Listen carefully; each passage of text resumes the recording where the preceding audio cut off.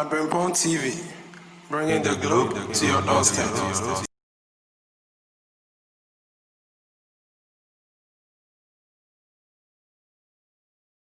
For your mamma, Aquaba, Eba, Abrimpon, TV so. But your friend, Pastor Robert Azuri, I Mina, Medi, me, or Titrania, Metigoma, Mania, I can say form you know,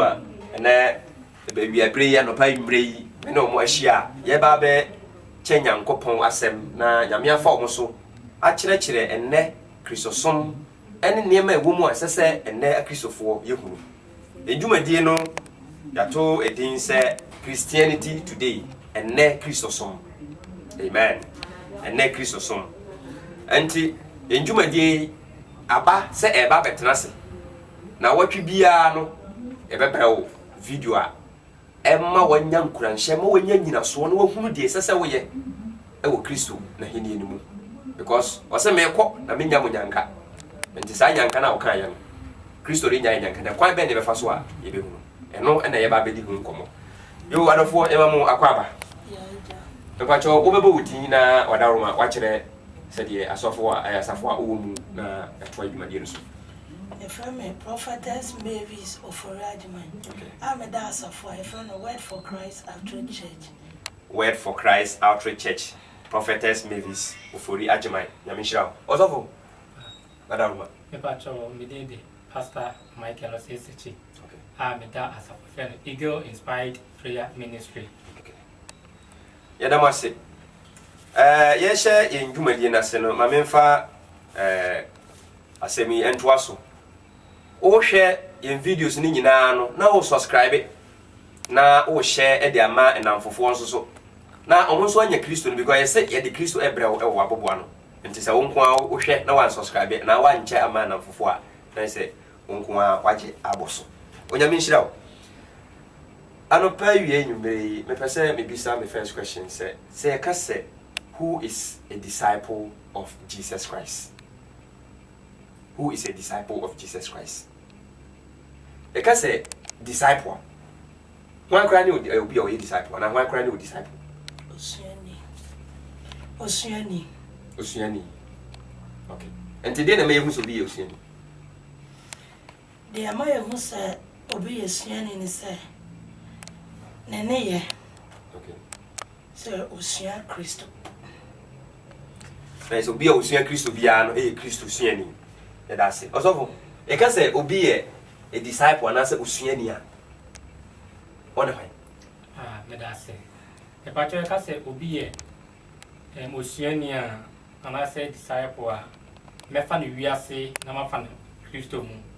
E ka say osuani a ye hwe Christo mu a Yesu actually mu preko pe ewo Matthew chapter number 4 the verse number 19. But say follow me and I will make you fishers of men. Okay. It is I and some no try na mu or chemu miensa. Follow me di machi. Na me mama ye. Okay. Nipa yifo. Enti ne ka so osuani a se udi obi achi unu obi nam na wo pese osuani pa no be ye se ono ne mlansem na na monto bibi biara oye no oba be yese ono ene eche se osuani nti ye hwe ewiase pem se na America na Yesu de oba so be yi akra nti no that is the great commission no osimem wa ye nipa yifo nti ye hwe papa na ono so ye carpenter ni na udi na chi ase na etie biara no ubetumi aye enkonya erade nshira. Okay. Ya da se na che se wachire mu ama mu ada hono mo pa na ye ka se obi osuani a ensonso ye ben ena wo osuani eni ni wura entem so ma So ya eda osuani eni ni wura entem ne say the osuano esa obre wo ho ase na ogin teteye efri leader no the leader ne tie no esa obre wo ho ase na osuano na odi nanamo so amen. Okay. Ya da se osofo wadaruma ye ka se obi osuani a nso ye ben na wo osuani no ene ne de osuani no entem. Amen.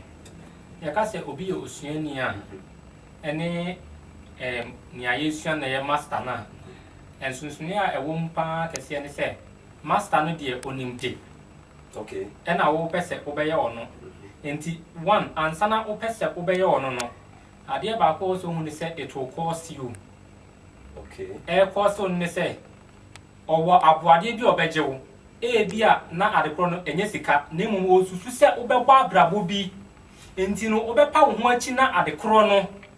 sɛ 2 years 1 year 3 years a anamontuo no a one nipa no bɛnante no saa mlenim no etwa sɛ wobudo ho bɔ afɔdeɛ ɛwɔ saa angle na ɔhwehwɛ sɛ ɔdo bɛhyɛ no ɛno yɛ adeɛ baako ɛna osuani nso ɛwɔ sɛ woyɛ ɔsutie kaso bi osuani a ɔwɔ sɛ woyɛ ɔsutie pii sɛ na ɛbɛyɛ a ɛno nso ɛbɛtumi aboa ma wabɛyɛ sɛ owura no na meka owura ne fam no nso no ɛsiane sɛ owura no nso anim di ne nti no ɔno na ɛbɛma wo mmara nsɛm ɔbɛhyehyɛ ato hɔ na wafa na wadi so enti ensonsoyɛ a ɛwɔ osuani ne owura no ensonsoyɛ owum ne sɛ owura no deɛ ɔde ne ho ɔde ne nsa sine bo a ne ɔpɛ ɛna ɛwɔ sɛ ɔyɛ deɛ ɔka ɛna ɔsɛ bɛ mu but osuani nso deɛ afei na wopɛ sɛ wobɛyɛ sɛ owura no enti yɛde ba kristo mu a na yɛ sɛ owura no deɛ anaa kristo deɛ onimadeɛ nyinaa nea onim a ɛma no yɛ kristo no onim but wɔn nso afei na in the process of wopɛ sɛ wobɛyɛ sɛ ɔno enti no wobɛma ho kwan wobɛbrɛ wo ho ase sɛnea yɛ maame kaeɛ no na yɛtumi de saa edin no afrɛ wo okay ɛda ase paa ɔsɔfo na kyerɛ sɛ obi ntumi nka sɛ meyɛ suani kwa ɛbɛrɛ a wɔni master nti osuani biara ɛwɔ deɛ ɔhwɛ no esua no ɛda ase paa na sɛ ɛka sɛ obi ɛyɛ osuani a deɛ ne bɛmɛ yɛ hu sɛ asemasi anaa ɔbɛntɛn ɛyɛ osuani ɔbrɛ ne ho ase ahobraseɛ ɔdɔ amen ahobraseɛ ɛne ɔdɔ nyame nhyira wo ɔsɔfo wadaroma sɛ obi yɛ osuani a ɛdeɛ na bɛyɛ hu sɛ wei deɛ ɔyɛ osuani yɛka sɛ obi ɛyɛ osuani a sɛnea yɛ maame ɛde ka ama ɛnya ne nteɛ no meka sɛ obi yɛ osuani a yɛhwɛ biribi wɔ sɛ yɛyɛ agyidifoɔ yi no yɛwɔ agyidifoɔ ɛno ne yɛ universal call no a yɛn nyinaa kristo sɛ mommla me nkyɛn mo a masoa ne so a abrɛ no yɛn nyinaa wo a wote saa calling na wokɔ ebia no universal calling but osuani ne deɛ ɛyɛ specific ya flow botaye into one and sana be suani no one ɛyɛ botaye one ɛyɛ botaye ɛna nia ɛtɔso mienu no nso no ɛyɛ obotaye na chi no nso no ɛwɔ sɛ unya bibi a de osuani ne bɛka bia no wo de saade no ɛbɛyɛ adwuma na tre no nso no usua sɛ wo pɛsɛ wo bɛyɛ ade a wo pɛsɛ usua no ɛno nso ɛyɛ adeɛ baako a ɛwɔ sɛ ɛna yɛka sɛ obi yɛ osuani a ne obi ɔyɛ chidini kɛkɛ no sɛ believer no believer no deɛ ne sɛ yɛgye adi ne anya daa nkwa no ɛno no enwuma nka ho ɛyɛ gyidie but sɛ mɛba bɛyɛ suani na nea woyɛ mɛtumi ayɛ bi no enwuma ka ho enwuma no bi ne sɛ owura ne hyɛ yɛn sɛ yɛnya akɔmtene yɛnkɔbɔ dawuro amansan nyinaa nte yɛnka nti saa nneɛma no a ɛne hyehyɛ ne amane a ɔde bɛgu kwan mu no ɛno na ɛdi adanseɛ prɛko pɛ sɛ woyɛ osuani wo kasaa mu wo nanteɛ mu na epie mu nso no ansa na wokɔ akɔdi owura no akyi no na owura no wɔ biribi a ɔyɛ a ɛno na ama saa edin owura no wanya nti no yɛbɛhu sɛ anytime biara na wo ne yɛ mu no saa esu na wɔ owura no mu no ɛbɛda adi wɔ nanteɛ wo kasa no biribi ayɛ mu no ɛno na ɛbɛdi adanseɛ sɛ you wei ɔyɛ asomasi esuani ampa na sɛ mete ase a saa asɛm yi ama makae Acts chapter 4 verse 13 wɔsɛ no sɛdeɛ Peter ne John mo de akokoduro ɛkae no muhunu sɛ ɔmo yɛ Kristo akyidifoɔ nti na kyerɛ sɛ deɛ wosua no sɛdeɛ wɔteɛ no saa pɛpɛpɛ na wɔbɛba bɛyɛ nti osuani bia na ɛte sɛ ne wura no mepaakyɛw daabi deɛ nti a mese daabi no ne sɛ ansa na ɔba bɛyɛ sɛ owura no ɛteki mmerɛ paa ansa na ɔba bɛyɛ sɛ owura ɛna suafoɔ no dodoɔ no nso no obi wɔ hɔ a adeɛ bi na ɔɔpɛ sɛ ɔno ne nsa ka nea ɔɔpɛ no a on to aso nye suani bio enti oni otwen enti no betuma be se ni wura no oni eye ne a owo otwen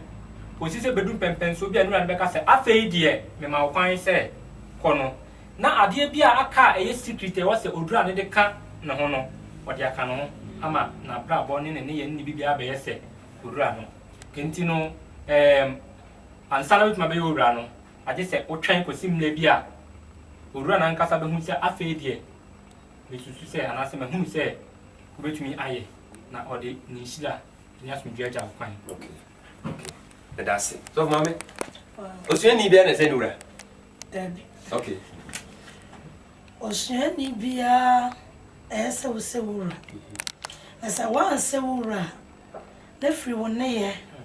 ene sede wa brabo a wo bo esitie te ese osuani bia ese ni wura efise Kristo na ehwe na suano obra na nwase onya hanta o doma obi biara endi sa wo hwe Kristo na wasuano dia ene di na chi mensa na ho na twen e wo bra on wan kasa ebeja okwai amen. that's pas mama ne osofo nyame nhira mo mse se de wo ka we bie ne ma bi so a kire me hu se ne ye ka se wo yesuani a enye se wo fiti preko pa na wo aba yesuani ana se wo aba ye master a obi nso bedi wachi okay anti osuani oje na home Dabi. oje na home Osuani njina ho okay sa wo master no on tenase a uni to me say o tenase esa brepia o leader no ba bia wo no wo amen. okay nese be o leader no bia no esan so pe na esuani nti no o se wodi na chi osofo odaruma osuani entumi nye no home wa abra owura ne nhye ne se onye na home enu nti no ye hwe wona wode wo hu si ho Kristo fleye na wode tumu na wo ba ye bedi na chi na wo ye won nipa yifo no Kristo koye no okono ja won betaye nti wo ye betaye na kosi se honam fam ofri ati aspasa asiso nti kosi se owura na hye wo no wode beba awie no enna ebem watumi age home na awie na meka ho asem no so se honam fam ni no ye ni owu abompo ni mpu na de awrade pen waye enno yaka ense gu ye mpo no eni akasa afedie yagie home na ade ba ko a ye kire osuani nim no mi refi a manfa nka ma bese me kofa ba ne se yaka so bi osuani a osuani ye fle osuani e ye ofle nyame na frew ye flew de nti a meka se ye flew ne se ye hwe believer any disciple a na meka bi say believer no unya bagidi a with faith no instant justification ya do born no from so ayi achew ama ya jo atum so ho ate but in ya grouping and as in believers awie no ya ho brase ya determination ya ho fama and na be mo wura na fleme sofo Robert sofo mai ma mavis afei die efiri da yikro no di machi na me de botawe asha wonsa nti ya hwe yan edi ya papa episcopal achia ye hu se opa ahampa ye wo wona oboa no wo lectures wona studio ha wo hweso wona wototo asole niema ene wona prepare communion wan ntino ye wo osuani bia ne botayen so a ye de fle no nti wo John 10 Matthew 10 na o si na Yesu fle na suafo dumienu no ma wona hombo ni nyina so tumi enti no ofle won no omo ahomboni so tumi wonko na wonko ka sempa ne kire abode nyina enti no osuani untumi nyi wahome kosi se ebla wa hye no ebe so wasase so enti no de meka twa to ne se uyo osuani a honam famu ni enipa adwene mu no se honam yemle na akokora boto a ye ma betena se na yen agidifo ene asuafo a ye ba na ya flow futufo pa enti mi huna ma ne ba bi na mi huna ma bi ani so a me ba won China wa ma me futu a ebeboa me ama adwuma na me ye no metumi apema komanim na me nsa machi eno ntina Paul no ba adwuma nim no na obeto mpanifo ntino kosi se honkonkru bi e kwan se afei de Paul ne banaba mon sla won na monfa won si adwuma me de ama me de asa won nsa no so no ansa na ye je watum ntino wo koba mpo ba bia na nyame de Paul adru ne ba bia no de nam no nneɛma bi wɔ hɔ a na etwa sɛ Peter no bɛkyerɛ ma yɛde tum ansana yagye atom nti no wɔn saa no honam fam no wɔgye ahome honam fam deɛ nanso no yɛkɔ wɔn n'ase na yɛakɔgye afutuo nti yɛfrɛ wɔn futufo pa. Okay. Yɛda ase paa nneɛma mu da hɔ no mo megye de sɛ nkyirimu a mode ma yɛ deɛ ɛboa ama nnɛ yɛhunu obi a ɔyɛ osuani ɛnyɛ yi o sɛdeɛ woka sɛ ɛyɛ ɔfrɛ no nti sɛ meka sɛ mekɔ akɔyɛ mekosua mesia na kyerɛ sɛ me na mefrɛ me ho sɛ mekɔ akɔyɛ saa adwuma no but Kristo mu deɛ gye sɛ Kristo naa no frɛ me na maba ɛnyɛ saa na ɔpa kyerɛ ɛyɛ saa na ɛkwan bi so no sɛ na bi kakaeɛ no na ɔkasɛ mu na ɔkasɛ me na mepɛ sɛ mekosua mesia nti me na mafrɛ me ho but me hu bi a kosua mesia yɛsan apam ne da asekyerɛ sɛ ɔkɔɛ no amanneɛ ne nhyehyɛeɛ ɛwɔ hɔ no wɔani so nti nea mepɛ sɛ meka kosi nyinaa ne sɛ ɔse sɛ obi sɛ ɔpɛ ɔhwɛfoɔ adwuma a ɔnyɛ wei ahohoyɛ okunu yere baako kunu ne saa nneɛma no nti no na meka bibi sɛ ɛyɛ long term sanctification nti bi ɛnyɛ dako pɛ adeɛ ebinom di Yesu akyikyɛ pa ansa na wɔfrɛ wɔn even though out of the 12 no Yesu na ɛbɔ ɔmɔden frɛ wɔn a na wɔyɛ 72 but asɛm baako pɛ ɛwɔ John 6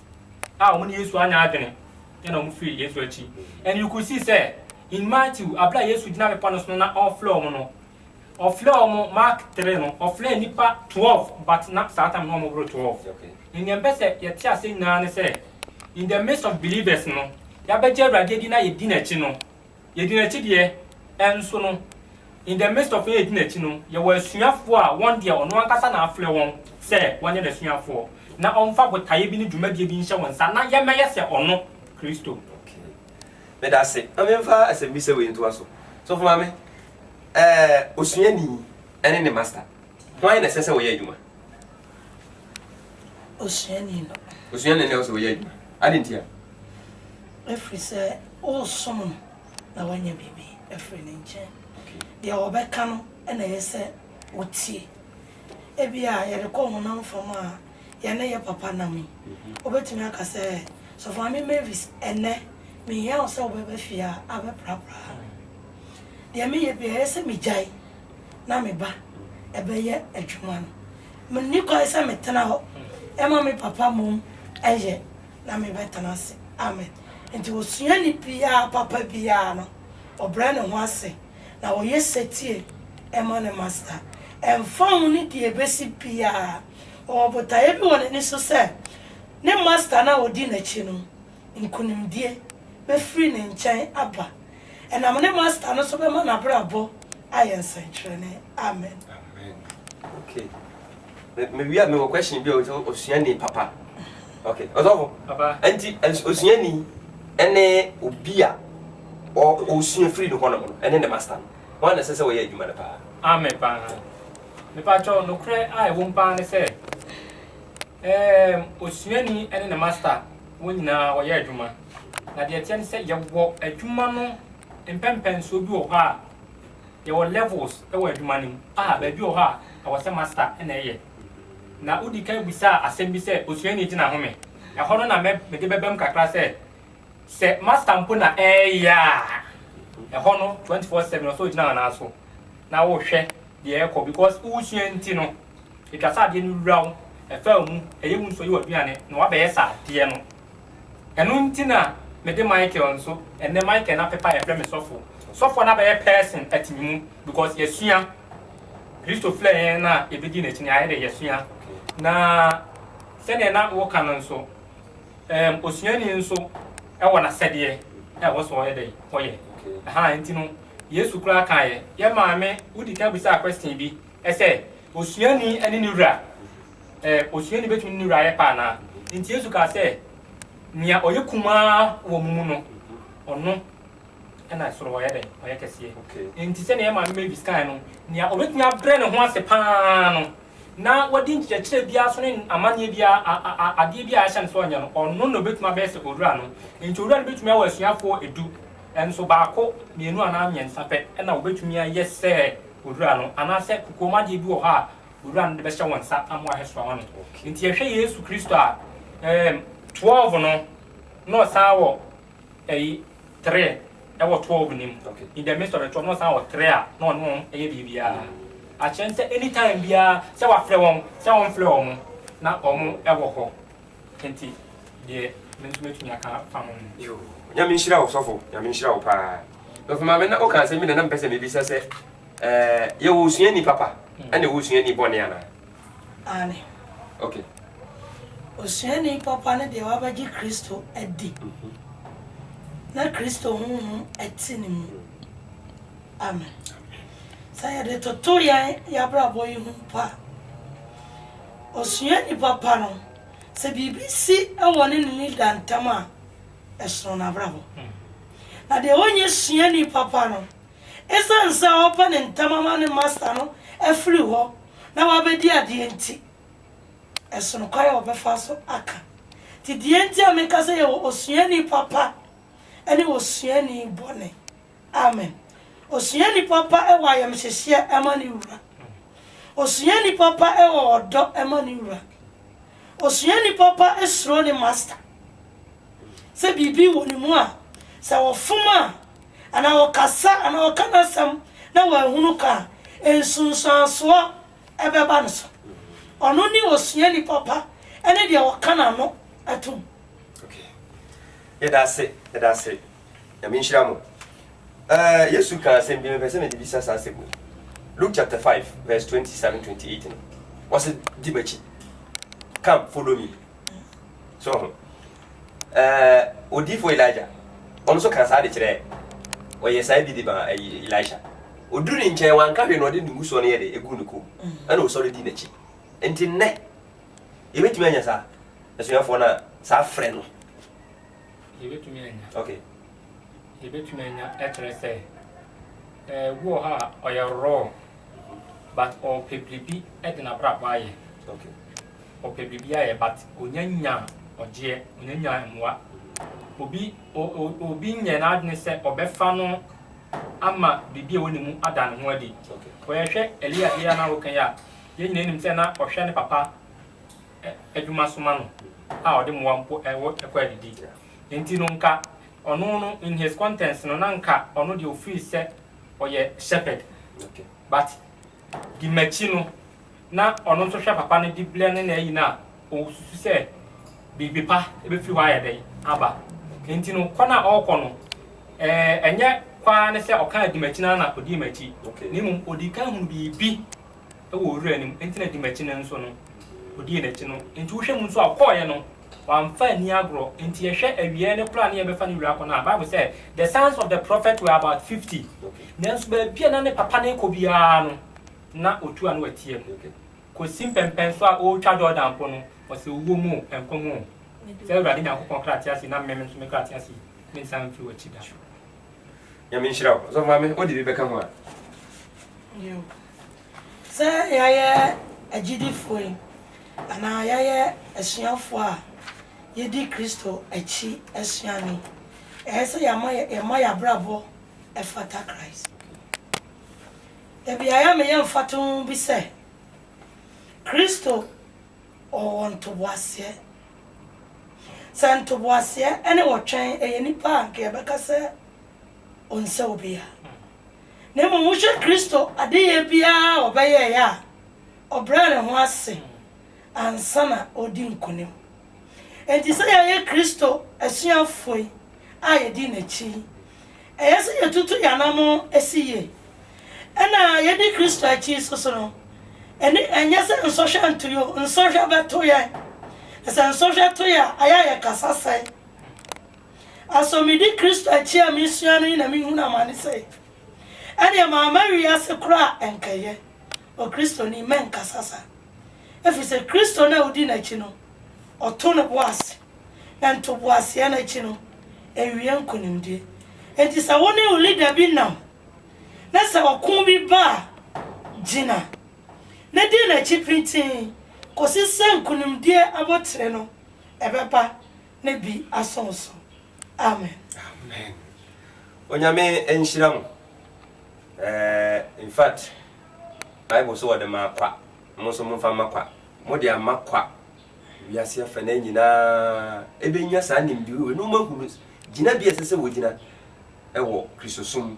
adwuma yi mu onya menhira mo pa aha Abrempong TV bekoso na masrewo wo hwe wi a na wa subscribe na wa che ediama adofo na omo so a subscribe na yeko se de Kristo e hye yen se yenya no so mame wada ma ode o number betudwa na na me adoma yen hwe ni munya no obi be frɛ na akwankyerɛ mpaibɔ ani atenate ne bia no sɛ de o kyerɛkyerɛ nsɛm no mu no obi ebenya question bia bisa ho na wada ma ode ato ano so nti fa o number tudwa na 0245 okay 95 8481 okay sansi zubiem 0245 95 8481 Misha. Ozo ode wada ma fa o number tudwa na adofo entimi ene won kasa. Me pa cho me number ni 0249 04 37 56. Okay. Sansi 0249 04 37 56. Pastor Michael. Yo, Yamin Odofo hana ene jumadi ede beba ewiye na me koso akayo. Hi Abrempong TV. Koso na subscribe na share ma afoforo no so enya bi enhwe na onyame enya wokesie. Pastor Robert Azure enie. Da biara da na wotwe bia ede